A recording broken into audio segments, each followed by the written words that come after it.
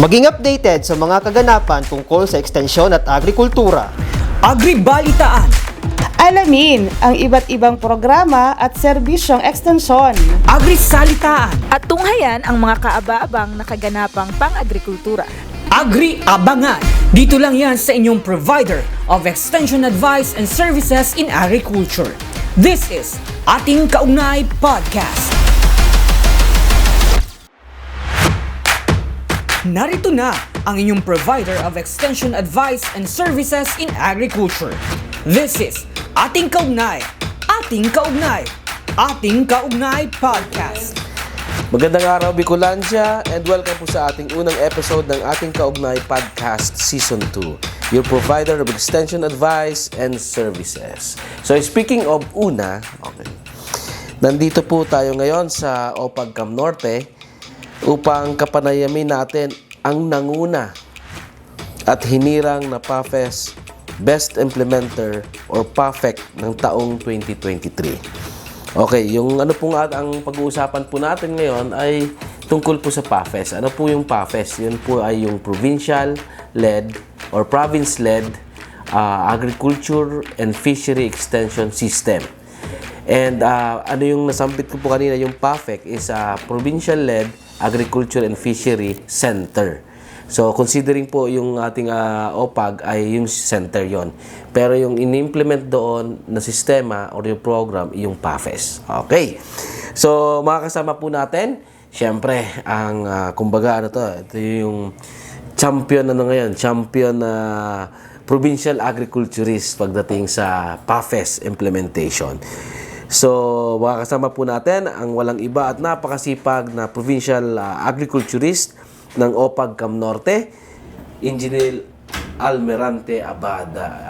Asian engineer, sir? Magandang araw, sir.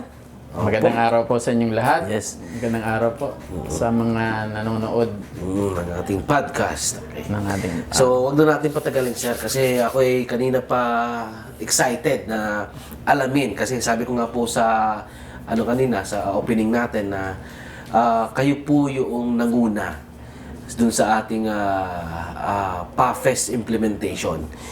At syempre, bago pa kasi itong mga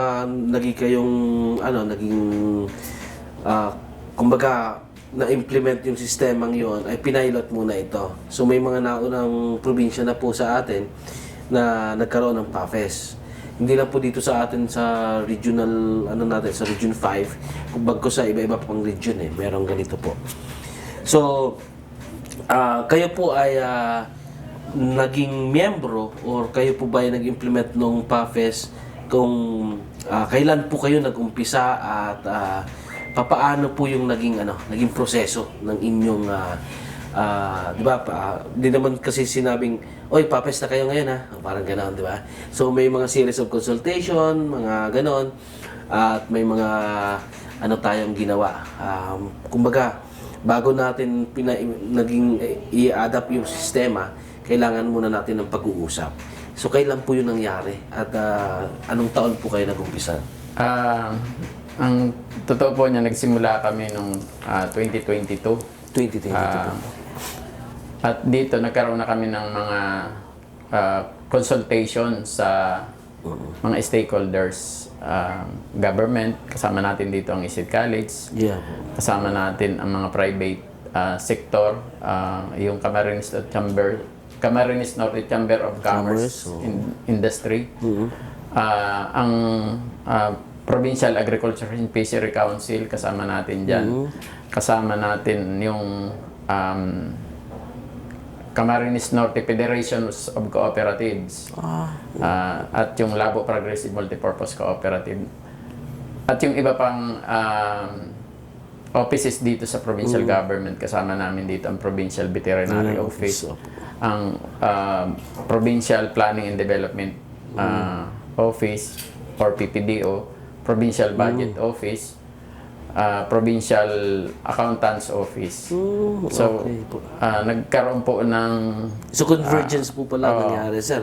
So, nag-meeting kami. Nag-facilitate siya ng Department of Agriculture and the Agricultural Training Institute ng Region 5. At Kaya lang nagkaroon ng pagpalit ng administration. Oo.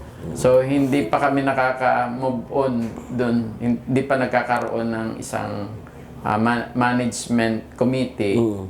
Nagkaroon ng Palitan. election. So nagpalit. So nagkaroon uli ng consultation. Opo.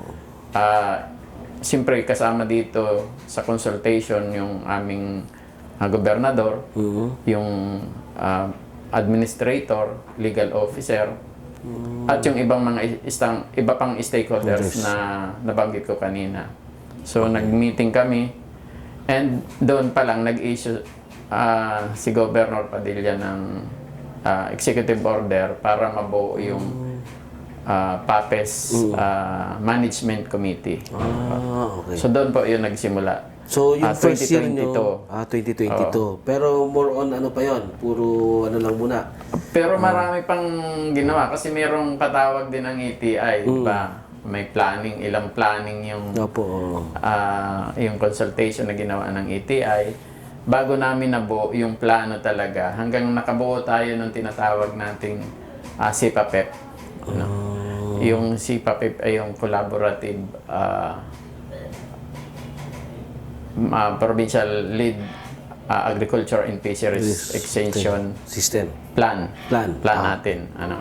So, doon, yun yung naging basihan ng mga activities naman natin ginawa. Yung plan yun sir ay ilang 3 year ba? 3 year development? Sure, 3 years lang 3 yun. years lang po. Oo, yung So, niya, planning ang, period. Kung 2022 po kayo nag-start, so for 2023 yun mag-umpisa hanggang 2026. 25, 25 23, 24, 25. Okay, Ayan. so yun na yung naumpisahan po ninyo, ano? Oo, yan pa lang. Yung sa 2022. So, sunod na taon, yun na yung start ng plano nyo na 3 year.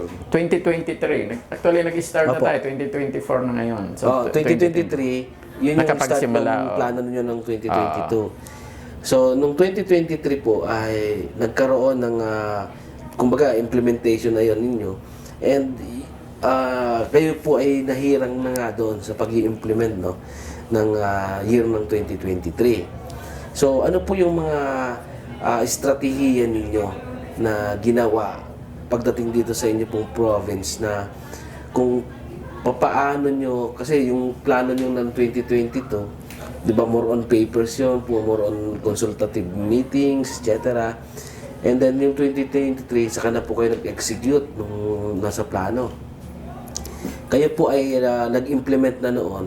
Ano yung mga strategy po ninyo? Kasi kumbaga bago yun eh, bagong sistema yun eh.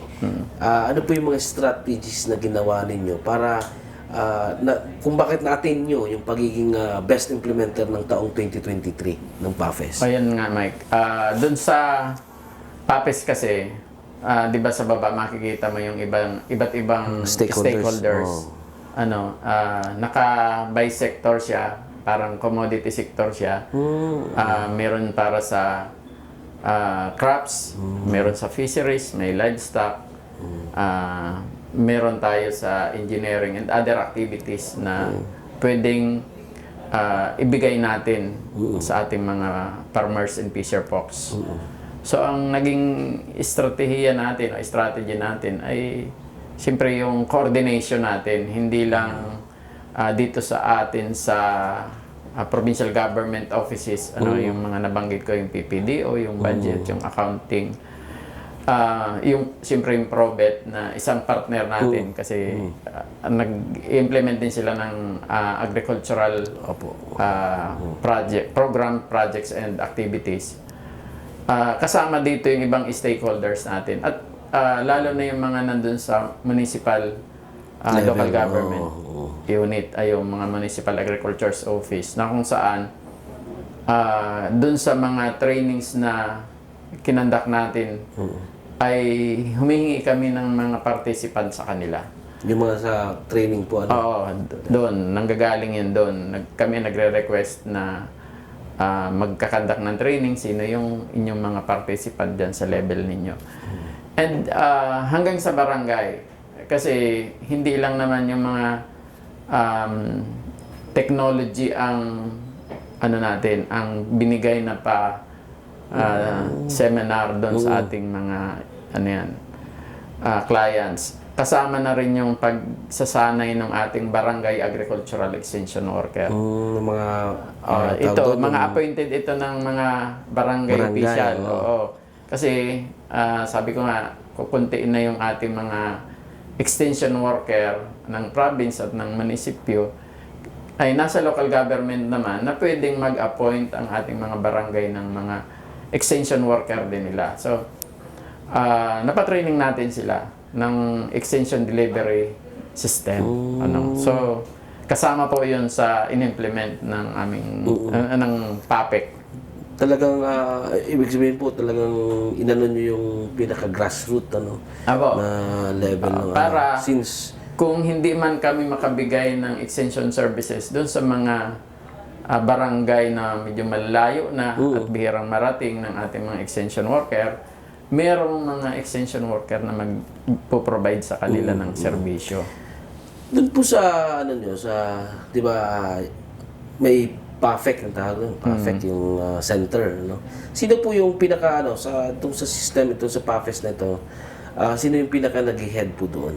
Sa na po? kasalukuyan po kami kasi Opo. nakalagay naman doon sa guidelines ay provincial agriculturist Office, or pwedeng provincial veterinary or provincial fishery Council. officer. Oo, okay.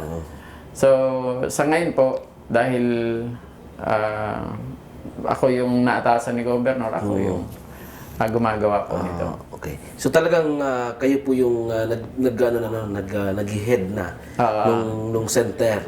So considering ito yung po yung center na rin, yung Provincial Agriculture dito na po. Office. Parang dito yung center. So, hindi naman na natin pwedeng ihiwalay kasi nandito yung mga ibang activity pa lahat rin. na, Kumbaga, i-align lang natin, iaayos lang natin doon sa sistema na meron na tayo. Ginagawa na natin pero iaayos na doon sa sistema ng PAPES. Sa tingin niyo po, engineer, ito yung PAFES na kung bakit natin in-implement or bakit sa atin, bakit nyo i-implement sa inyo yung sistemang yun? In preparation po ba yun sa yung full implementation natin ng Mandanas? Well, based dun sa rationale na binigay tungkol dun sa PAPES, ito daw ay para dun sa in preparation na nga, sa implementation ng Mandanas. Na kung saan kinakapacitate na nga ang mga local government unit na siyang mag-implement ng mga devolved function ng Department of Agriculture, especially the Agricultural Training Institute. So, Kasi nga, naramdaman naman namin dahil dun sa dinownload ng Agricultural Training Institute. Yung sa training pa lang yun. Sa training pa lang. na component. And umaasa kami na pagdating ng ngayon 2024 and sa mga susunod 2025, na taon, susunod na rin yung ibang mga devolved function na binaba ng Department of Agriculture like distribution ng seeds, distribution ng fertilizer and other inputs. Yung mga kung sa sa veterinary, yung mga hayop din. Mga hayop, dispersal. Okay.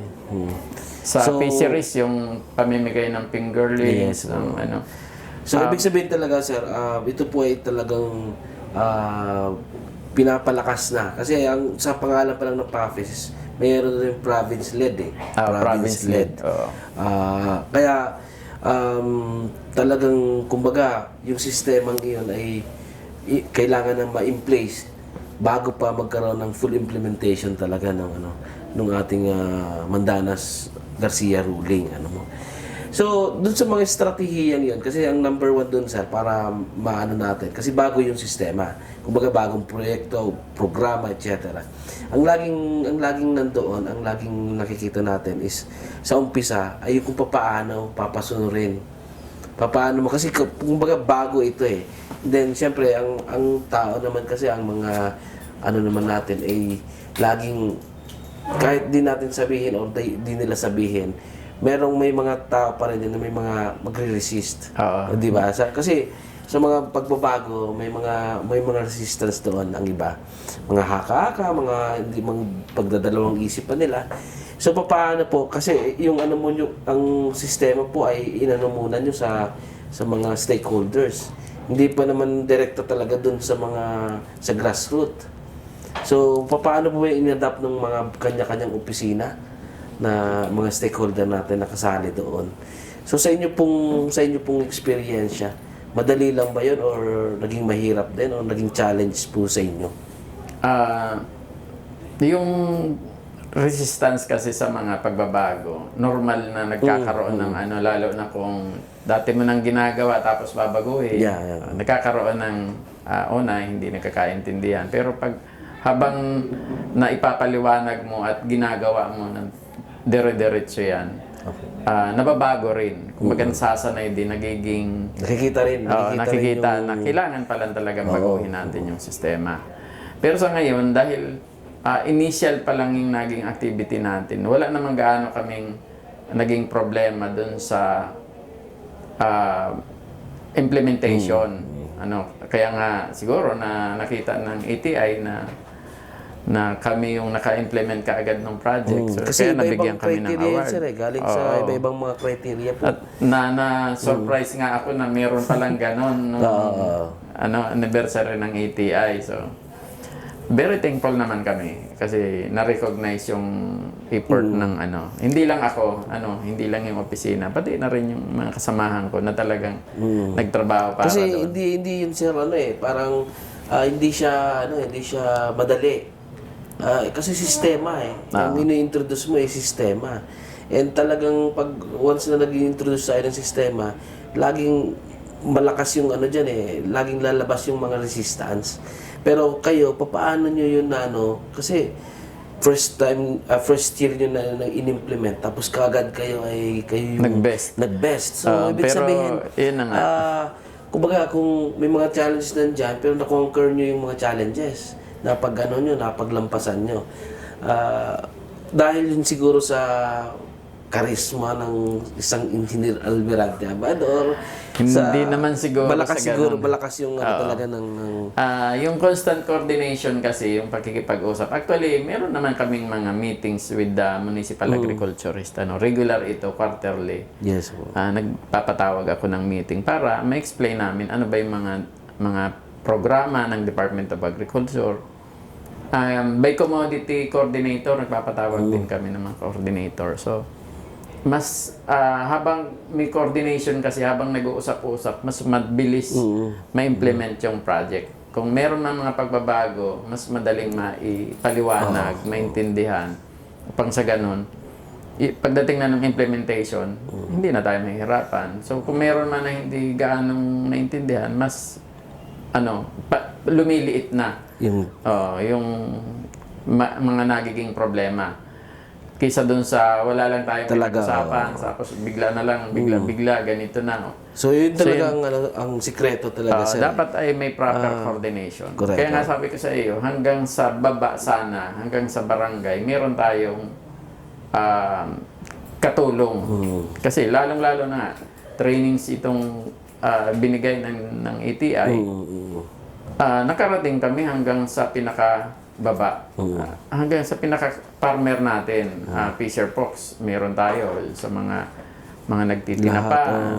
Nakapagpa-training tayo. Sa industry, meron tayo sa pineapple, meron producing, mga sa production, di ba? Sila mismo, yun nasa baba mismo. Yung nagpo-produce mismo, yun yung mga nabigyan natin ng intervention. So, makikita po natin na talagang ito ay, kasi sistema ito po ay isa lamang doon sa sistema, ang training, ang intervention ng training institute ng ATI, isa lang ito. Kasi dadating pa doon, papasok pa yan pag na yung sinasabi ni engineer, na tipong seed distribution, yung mga ganon, yung dispersal.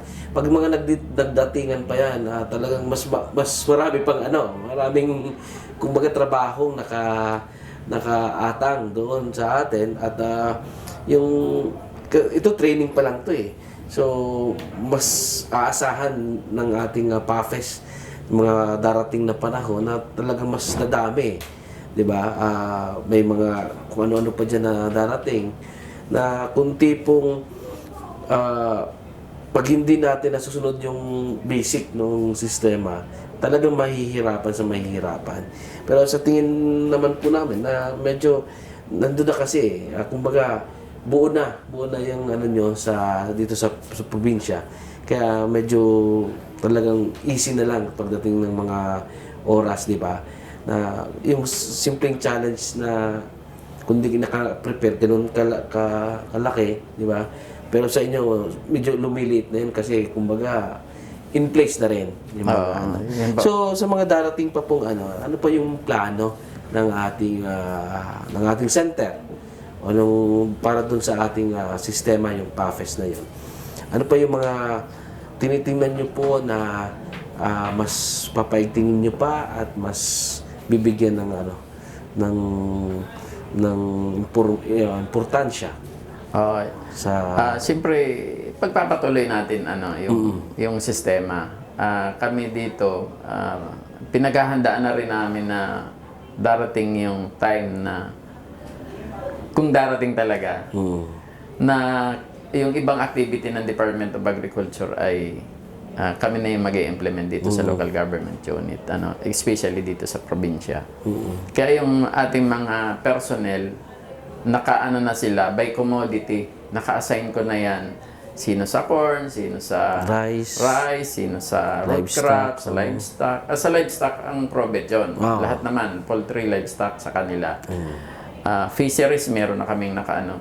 Ang focus na by commodity, kasi tinitingnan natin dun sa baba, dun sa implementation guidelines ng PAFES, sa baba, naka-by commodity siya. So, susundan na natin yon. Mas madali na yon kung ang setup ng inyong opisina ay naka-align na doon. Halimbawa, may dumating na trainings. O di, bigay mo doon sa mga, sino ba yung kung ano sa commodity. trainings. Tapos, kontakin na lang. Ito ay commodity ng rice. O di, doon tayo sa rice. Pero, nandun, nakasupport pa rin yung magkakandak ng training. Kasi may mga pool of trainers naman na tayo dito sa probinsya. Galing din sa iba-ibang mga LGUs din, ano? Pag kinulang kami ng pool of trainers, makuha kami sa LGU.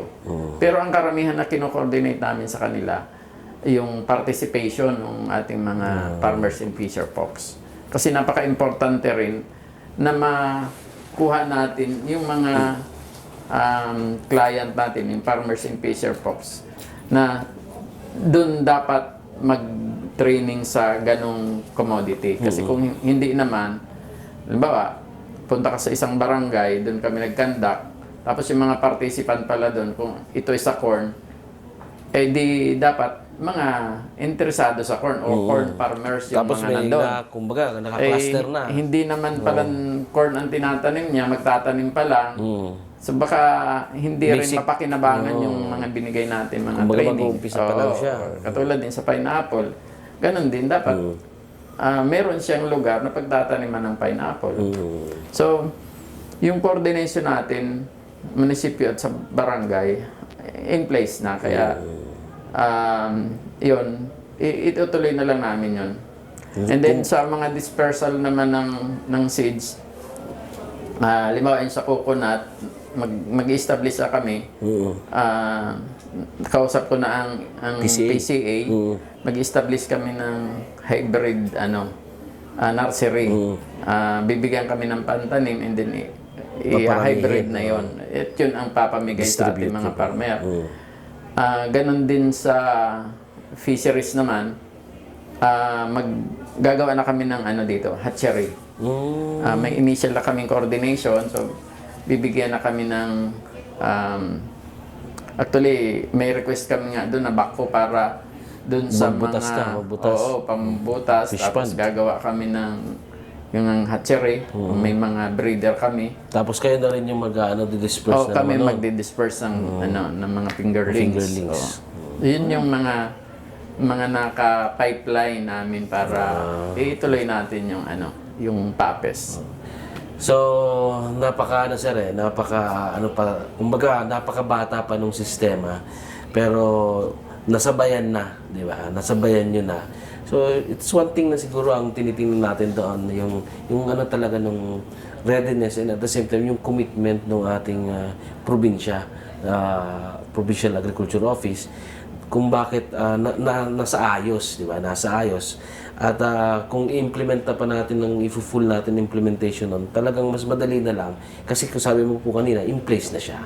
Oo. So, Yung ano naman, yung ating mga local officials naman dito sa probinsya, the governor, even yung ating dating gobernador ay napaka-supportive sa ating pagdating mga sa agriculture. Oo, sa ating mga magsasaka at mangingisda. Kaya hindi naman tayo nahihirapan mag-implement o mag-request ng pondo para ma-implement natin itong mga agriculture and fishery PPAs natin ng program projects and activities. Talagang napaka-supportive nila. okay, so napakaganda ng ating talakayan at least makapagbigay tayo ng siguro yung inspirasyon ano po sa ating mga kapwa, mga implementers, lalong-lalo sa mga probinsya. Diba? So, huling ano po, parang ano nyo po, siguro advice sa ating mga iba pang mga provincial implementers nito para kung may konting ano lang na manggaling sa inyo na kayo ay naging naging best implementer ng ating PAFES. Pero bago yun, siguro gusto kong pasalamatan ang ATI na pinagtiwala sa amin yung 755,000 na in-implement natin for the first year ng implementation ng PAPES. At hindi nga akalain namin ay kami yung bibigyan ng Aside award from na best implementer, meron pa sir ano, yung parang fund utilization ba kayo? fund utilization tapos sa mga reporting, liquidation. Yan yung certificate. Okay. So, salamat po sa inyo. Hindi ko akalain na gano'n. Salamat po. And doon sa ating mga kasamahan din na yung counterpart natin sa ibang province, alam ko magagaling naman din kayo. Yun nga lang, siguro mas nagalingan namin. Sabi nga, nagalingan alam ko, namin. sir, ang narinig ko noon ay talagang maliliit lang yung ano nyo, yung sa point ano nyo, Kaya system siguro na, hindi naman na kailangan ng Garner. advice. Oo. Kasi alam ko may mga magagaling dyan eh. Minsan ako nga yung nagtatanong, lalo na sa Albay, tatanong sila yung pilot. Pero magagaling talaga sila. margin lang margin. Konti point lang daw, something sabi na, ni oo. Melsa, konti lang. Kunti lang talaga sir yung ano nyo po, yung pagkakaano nyo sa scoring. Minsan challenge din sa amin eh. Pag ganitong nabigyan kasi ng award, Yan ang kung mahirap. paano mo ma-maintain. Oo, kaya ay alam ko naman magagaling din naman sila. Sa akin naman ay kahit hindi kami maging best implementers, matulungan lang natin talaga yung ating mga farmers and fisher folks. Yun Ay naman ang masaya na ako mahalaga doon. doon eh. Oo. Yun ang napaka-importante sa naibababa atin. natin yung para sa kanila, di ba? Opo. So maraming salamat po, engineer. Ito po ang aming munting para sa ating pagpapaunlak. Ang ating pong sponsor, ang ating isa sa mga LSA natin, ang Green Pasture na place. Ito po ay sa Sorsogon. At nandito rin po tayo, ating sponsor na rin ang ating Manuel's Farm. At ito naman po ay sa Kamsur. Bale, itong dalawang ito ay Sorsogon, ito ay sa Kamsur. Sila po yung nagbibigay ng para Red sa wine ating to, podcast. Wine po siya, Rosel. Rosel na yung tanim. Tapos ginawang wine siya. Tapos ito naman po ay mga galing sa basil, ito Madre de Cacao, may citronella. So maraming salamat po sa ating mga sponsor, ang Green Salamat Pasture Place and ang ating Manuel's Farm. Mga LSA po ito from Sorsogon and from Kamsur. Maraming salamat sir. At ito po ang ating munting from the sponsors. Salamat po, salamat. Salamat po. Again, maraming salamat po sa ating mga nanonood ng ating podcast. Ito po yung una pa lang nating episode. Marami pa tayong susunod-sunod ng mga episode. Every month po meron tayong episode ng ating podcast. Ito po muli si Kuya Mike at nakasama si Engineer Almirante Abad. See you guys on the next episode. Maraming salamat.